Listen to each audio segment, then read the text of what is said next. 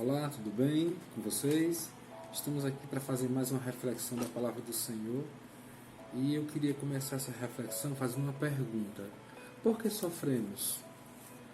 Você sabia que o apóstolo Paulo, na sua carta escrita aos Romanos, ele vai falar sobre a glória da tribulação?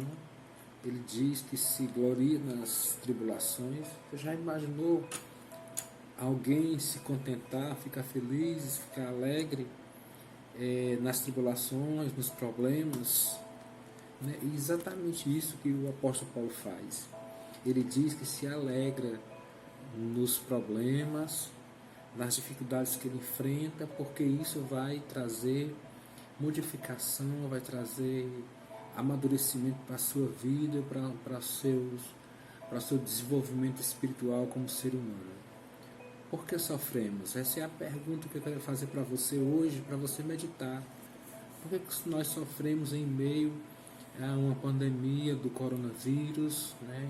Na sociedade a qual nós vivemos, o país, o mundo inteiro está sofrendo aí esses dias de reclusão em casa. Eu vi nos noticiários que tem aumentado muito a depressão das pessoas, o caso de violência contra as mulheres, né, os abusos, os vícios, o aumento nas residências do consumo do álcool, das bebidas, e isso nos leva a pensar: por que nós chegamos a essa situação? O que ocorreu? Por que Deus permitiu que tudo isso viesse sobre nós? E eu queria considerar dois motivos principais pelas quais Deus permitiu e veio tudo isso sobre toda a humanidade. E o primeiro motivo é por causa da consequência daquilo que nós fizemos, das nossas imprudências, daquilo que nós fizemos de errado, da consequência daquilo que nós realizamos. No Brasil, por exemplo, houve muito escárnio, houve muito vitupério do nome de Cristo, né? As pessoas brincaram com a cruz. No carnaval desse ano fizeram um Cristo subjugado, arrastado pela figura do próprio inimigo, de Satanás. Isso é algo muito sério. Não se brinca com as coisas espirituais, né? Isso é sacrilégio. Nós, de uma maneira geral, nós temos feito muitas coisas das quais Deus não se agrada. Então, um dos motivos que nós estamos vivenciando tudo isso, e um dos motivos que o sofrimento vem sobre o ser humano de uma forma geral, não só em caso da epidemia, mas de uma forma geral, nós sofremos por conta dos nossos pecados, da consequência do pecado que veio sobre a humanidade. Deus não nos criou para sofrermos. Deus não nos criou, Ele não tem prazer no nosso sofrimento, mas são consequências daquilo que nós fazemos, daquilo que Deus poderia dar um basta em todas as situações, mas Deus permite que nós vivenciemos as tribulações, as dificuldades, os problemas, mesmo que isso custe vidas, mesmo que isso seja difícil, mas Deus permite, né? Então o segundo motivo é exatamente esse: é a permissão do Senhor, a permissão de Deus com toda a humanidade. A Bíblia diz lá em Gálatas, no capítulo 6 e versículo 7, diz: não erreis, Deus não se deixa escarnecer. Tudo que o homem semear, isso também se fará. É a velha lei da semeadura. Nós estamos colhendo aquilo que nós plantamos.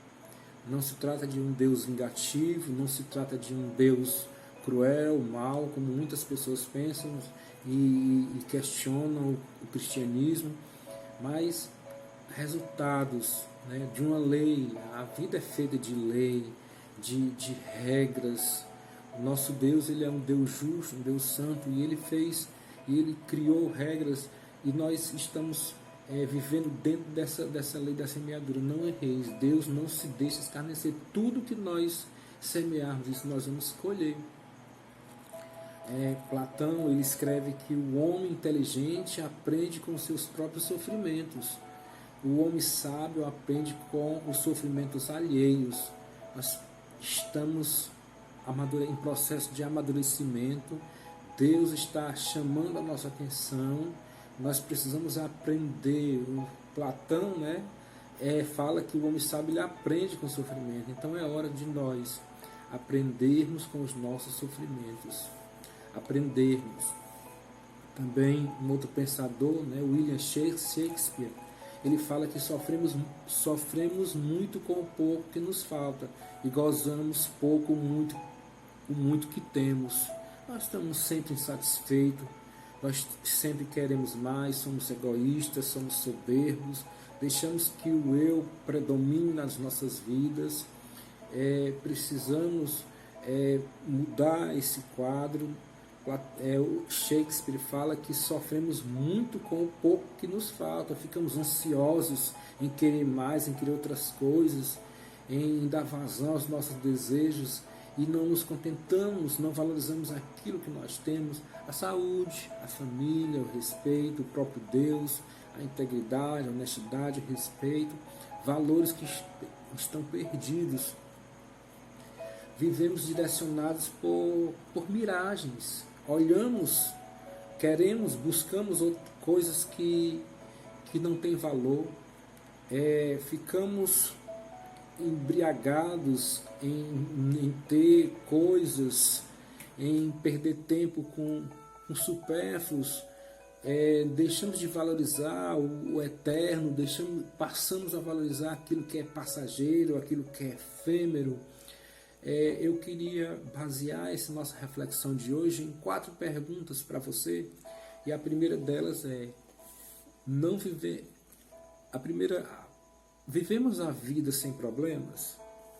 A segunda é: de onde vêm esses problemas? A terceira: para que finalidade estamos passando por sofrimentos?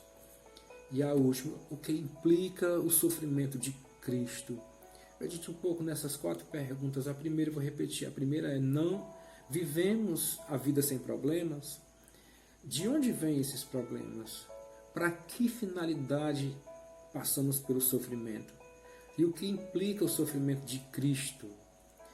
São perguntas interessantes e eu quero fazer uma leitura com você de 2 versículos da palavra do Senhor, que se encontra no Evangelho segundo escreveu João, capítulo 9, versículos 2 e 3, e diz assim a palavra: e os seus discípulos lhe perguntaram, dizendo: Mestre, quem pecou, este ou seus pais, para que nascesse cego?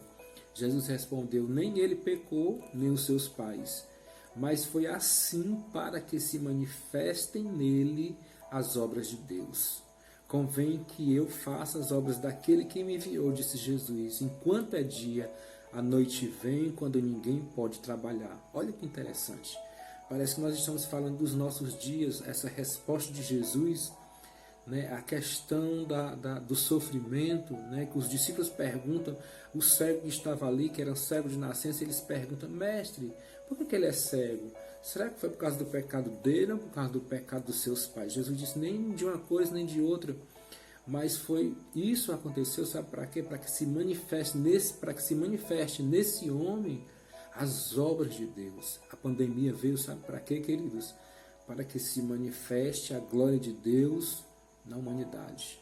Para que se manifeste, para que as pessoas se despertem do seu sono, da sua letargia, do seu conforto, dos seus propósitos, dos seus desejos, das suas prioridades, e coloquem Deus um pouco nesse contexto. A humanidade precisa colocar Deus na sua vida, no seu contexto, e Deus permitiu essa pandemia, Deus permitiu que tudo isso acontecesse. Os problemas eles vêm sobre nós.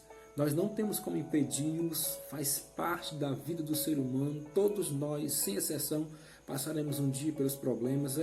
Uma doença inesperada, é uma bala perdida, é uma tragédia, é um acidente, é algo inesperado. São coisas que estão além das nossas forças, são coisas que estão além do nosso controle. São que trazem incerteza, trazem medo, causam desestruturação, depressão e tantas outras coisas. E tudo isso vem dos problemas, das tribulações, dos sofrimentos. Guimarães Rosa, ele fala que viver é um rasgar-se.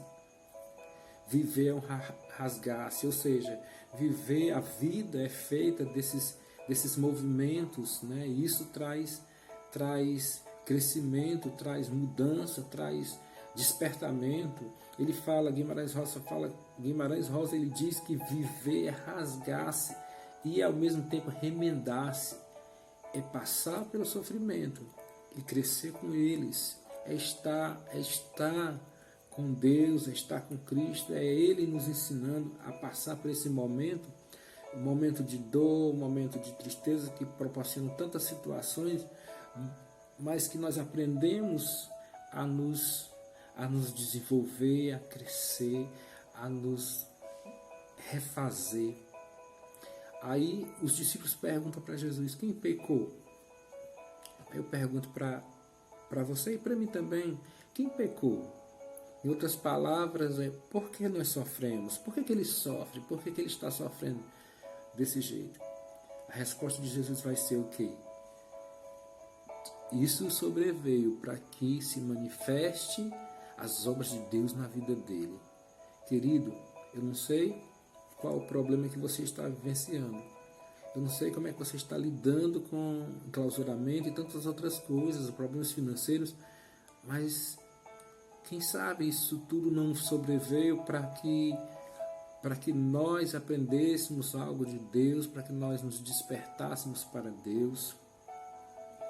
A Bíblia diz no Salmo 34 que muitas são as aflições dos justos, mas o Senhor o livra de todas. Nós não vivemos sem problemas, mas pior é viver os problemas sem Deus, sem Jesus no barco.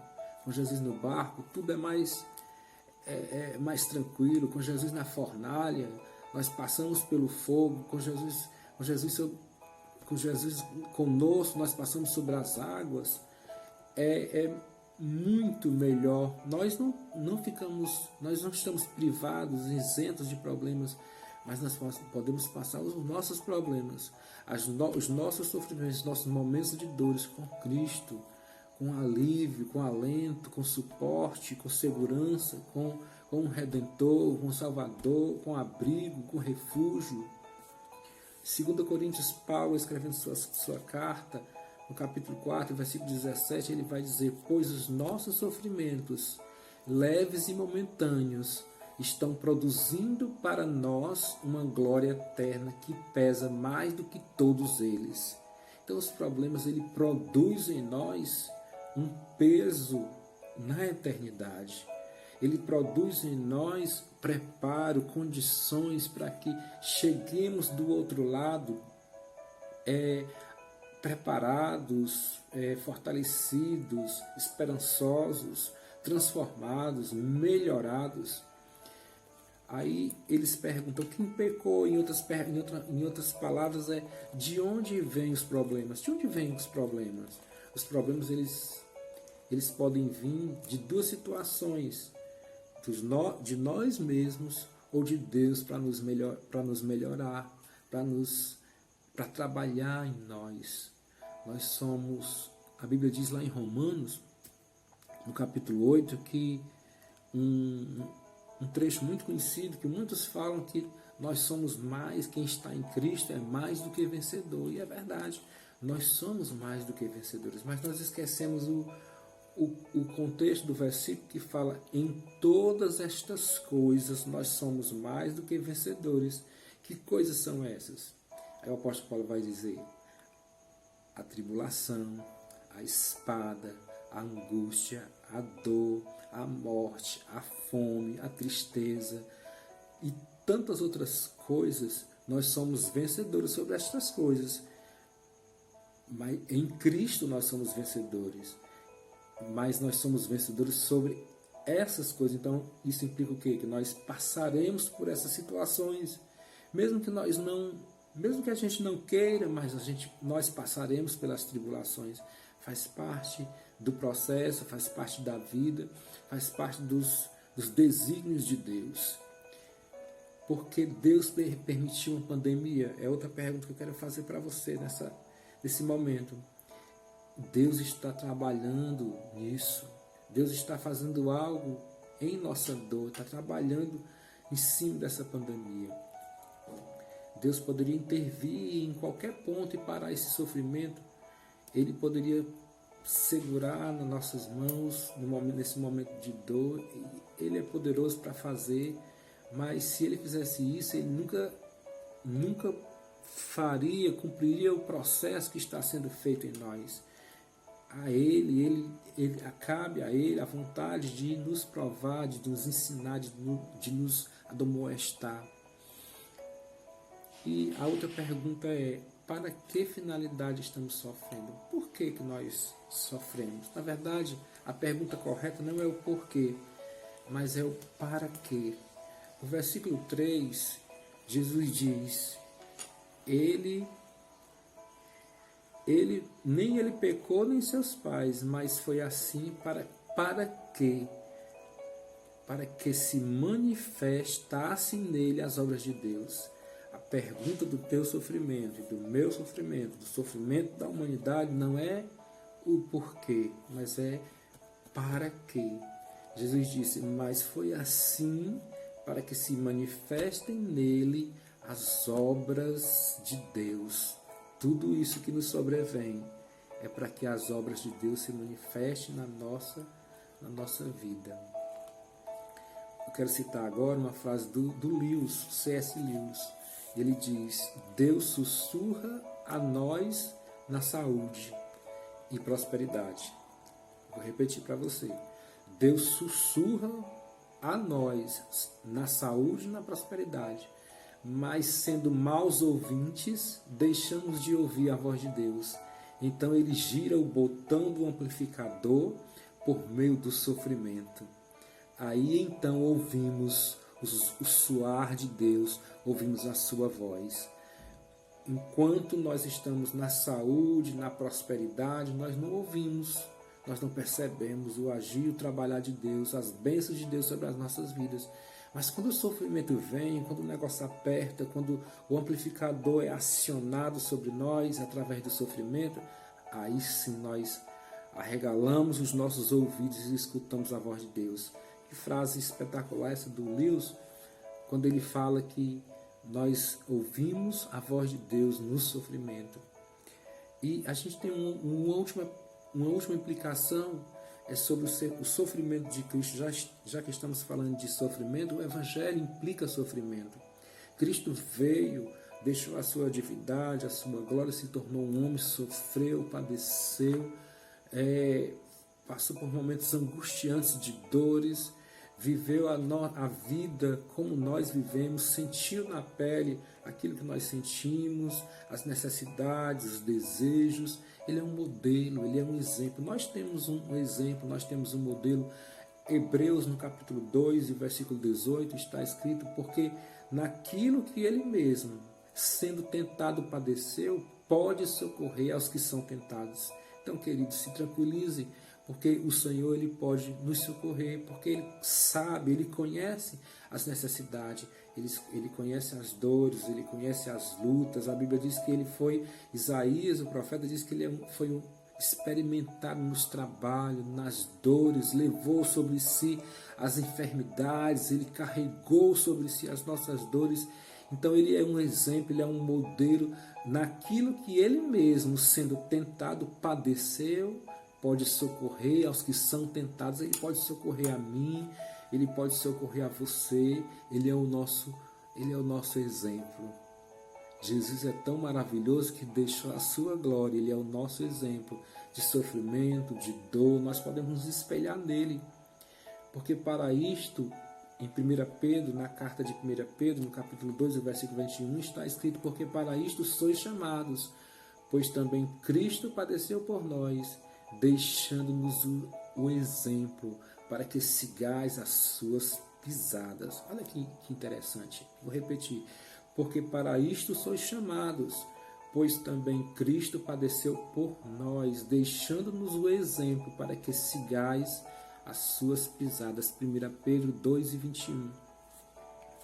E por último, quero deixar uma promessa gloriosa que está escrito no livro de Romanos, na carta de Romanos, no capítulo 8, versículo 21, que diz: um dia o próprio universo ficará livre do poder destruidor que o mantém escravo e tomará parte na gloriosa liberdade dos filhos de Deus. Um dia nós seremos livres das dores, dos sofrimentos, dos problemas. Um dia cessará o sofrimento. Enquanto nós estamos aqui, ele é real, ele é presente, ele é ensinador, ele é transformador, ele produz a tribulação. O apóstolo Paulo fala que produz paciência, perseverança, experiência e esperança.